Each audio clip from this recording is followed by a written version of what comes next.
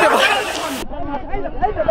আমরা দেখতে পাচ্ছিলাম উত্তপ্ত জনতা কিন্তু একজনের গায়ে হাত, উত্তপ্ত জনতা কিন্তু আসলে বাউলদেরকে গণধুলাই দিচ্ছে। আমরা যদি দেখতে পারলাম এই মুহূর্তে কিন্তু একজন বাউলকে কিন্তু মেরে কিন্তু আসলে এখান থেকে তাড়িয়ে দেওয়া হয়েছে এই মুহূর্তে। আসলে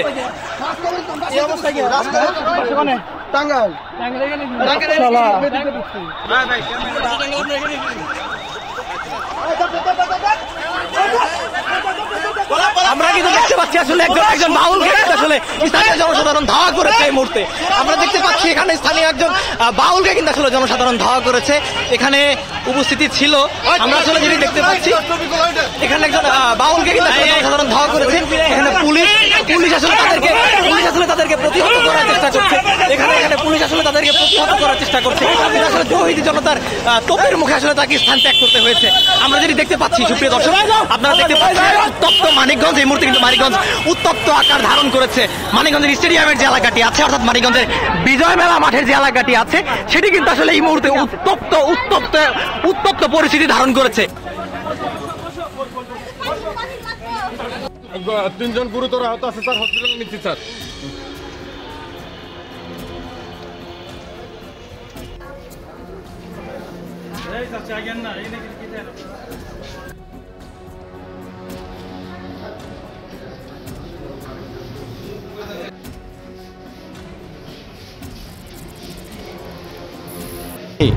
আমাদের যে আউটার স্টেডিয়াম বিজয়মালা মাঠের ভিতরে কিছু পালিয়ে থাকা কিছু বয়াতি এরা লাঠি দিয়ে আমাদের ছেলেদেরকে বেধড়ক পিটুনি দিয়েছে এবং তারা সেখান থেকে ইটপাট খেলে নিক্ষেপ করেছে।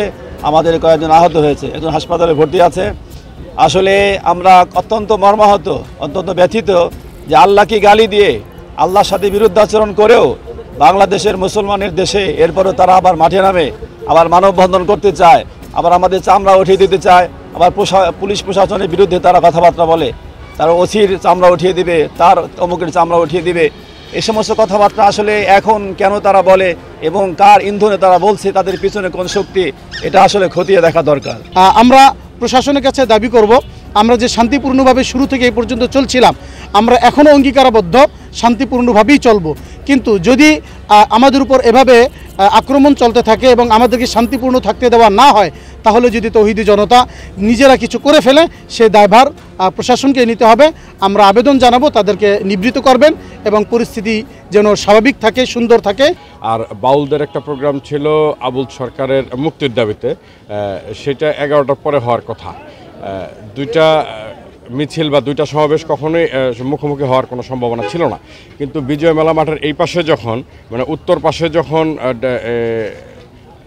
পোস্ট অফিসের সামনে আর কি, এখানে যখন তৌহিদি জনতার মিছিল পরবর্তী পথসভা বা বক্তব্য হচ্ছে, ঠিক ওই সময় বিজয় মেলা মাঠের ঠিক শহীদ মিনারটা যে আছে, শহীদ মিনারের পিছনে ওইখানে কোনো চায়ের দোকান আছে, ওইখানে কয়েকজন বাউল শিল্পী চা খাচ্ছিল বা এই ধরনের একটা ঘটনা।